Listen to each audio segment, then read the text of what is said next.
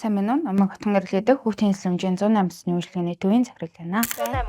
Хүүхдийн тусламж юу 108 сонсож байна. Танд яваар туслах уу? Анх 2014 оны 3 сард Дэлхийн зүүн Монгол олон улсын байгууллага Mobicom-с хүүхдийн төлөө үндэсний зөвлөлтөөс хамтарсан санамж жижиг байгуулад энэ хүрээнд Дэлхийн зүүн Монгол олон улсын байгууллага маань манай төвийн зөвлөгч нийгмийн ажилтан сэтгэл зүйч алга нийгмийн ажилтнуудыг чадваржуулах үйл ажиллагааг хариуцаж ажилласан. За мөн зөвлөгч нийгмийн ажилтны ширгэний ном болсон гарын авлагыг хэвлүүлж одоо хүртэл жил болгон шинжилэн сайжруулах, за мөн зөвлөгчдийг чадваржуулах, хүүхд хамгааллын мэрэгжлийн дадлага практик сургалт олох төр хамтран ажиллаж байна. За яг одоо хүүхдийн нөхцөл байдал яг ямар вэ?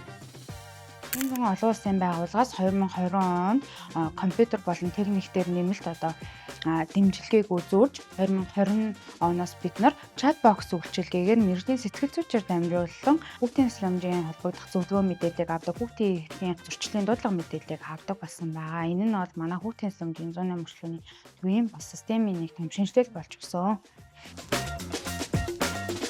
Таны мэдээлэл хүлээж аваад холбогдох байгууллага руу бүгд гэр бүл хөгжил хамгааллын хятас болон газарлын мэдээлэл шилжүүлж өгнө.